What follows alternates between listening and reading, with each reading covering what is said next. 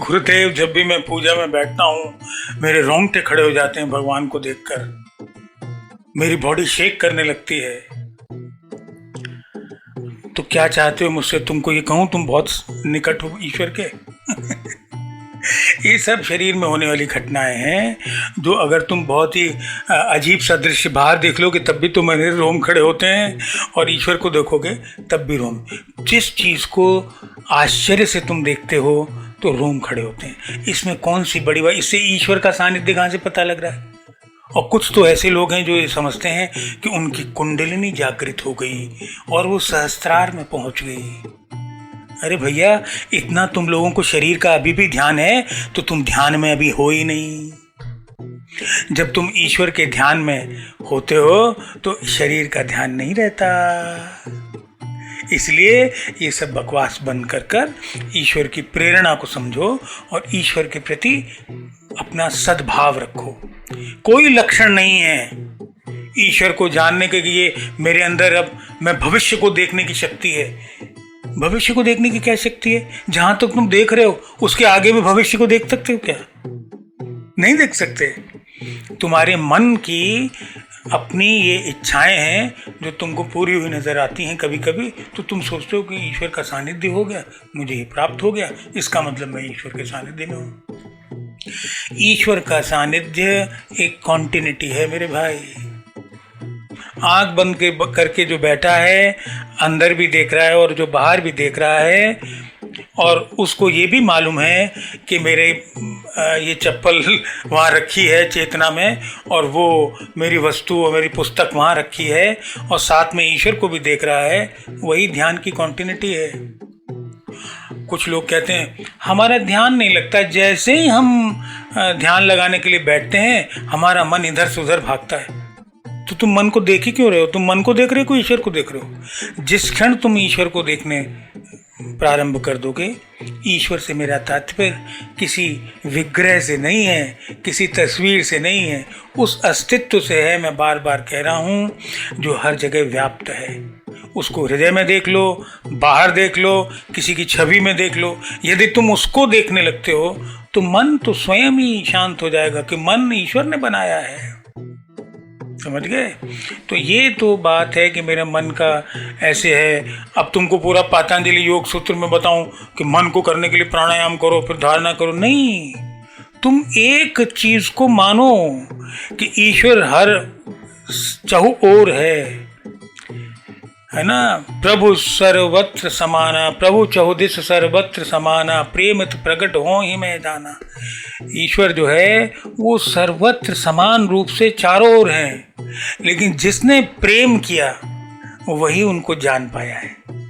तो जब तक तुम मन को प्रेम करते रहोगे मन बाधक बनता रहेगा, जब तक शरीर को प्रेम करते रहोगे शरीर बाधक बनता रहेगा। बस एक विवेक कर लिया करो। क्या है वो विवेक? कि शरीर बड़ा कि ईश्वर? तो तुम्हारा उत्तर ही होना चाहिए ईश्वर।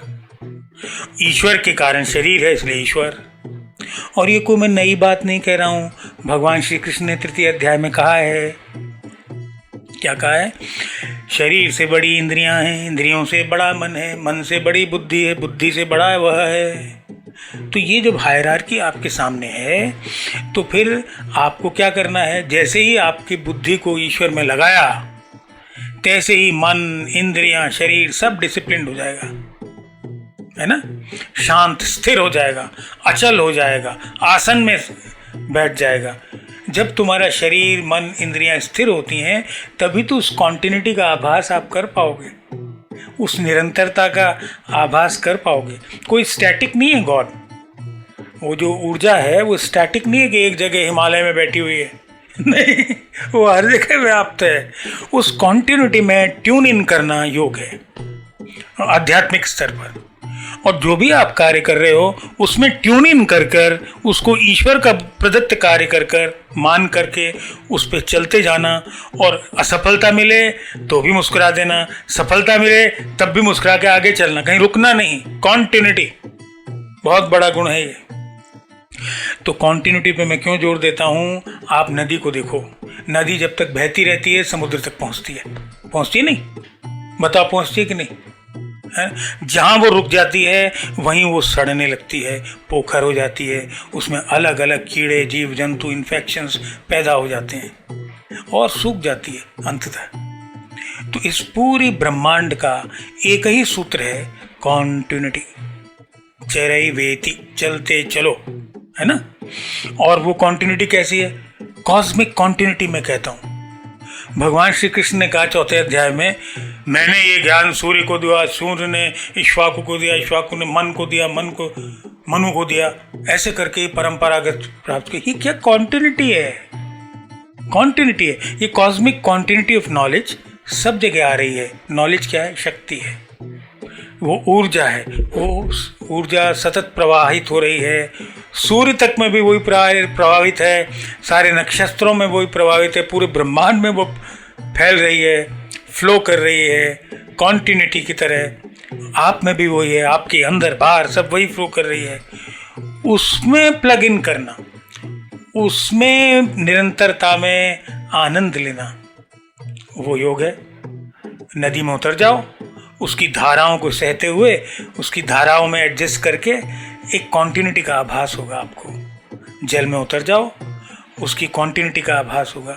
ऐसे ही उस कॉन्टिन्यूटी का आभास करना अस्तित्व का जो अविभक्त है, शरीर आपका उसको रोक नहीं सकता, बुद्धि उसको रोक नहीं सकती, इतना बड़ा है। इन चीज़ों का जब आप विचार करते हो, सच्चाइयों का, तब आप ईश्वर के बहुत समीप होते हो। समीप का क्या मतलब है? एक ईश्वर बैठा है सिंहासन में, आप उसके पास बैठ जाते हो, उपनिषद? नहीं नहीं नहीं। समीप का मतलब सामीप्य से है। सामीप्य का मतलब आपकी कॉन्टिन्यूटी और ईश्वर की कॉन्टिन्यूटी एक रिदमिक कॉन्टिन्यूटी हो जाती है, एक कॉन्टिन्यूटी हो जाती है। जैसे राम जी जो सोचते थे वो हनुमान जी करते थे, हनुमान जी जो करते हैं वो राम जी सोचते हैं, है ना। इस कॉन्टिन्यूटी की बात कर रहा हूँ मैं। गुरु जो सोचता है वो शिष्य सोचता है। अच्छा, सदगुरु, सत्शिष्य। रामकृष्ण परमहंस जो सोच रहे हैं, स्वामी विवेकानंद बस सोच रहा है। स्वामी विवेकानंद कुछ सोच रहे हैं तो रामकृष्ण परमहंस वो सोचता है। दिस इज कॉल्ड कॉन्टिन्यूटी, है ना। अब जितना समझ में आए उतना ग्रहण करो, बाकी को आगे जाने दो।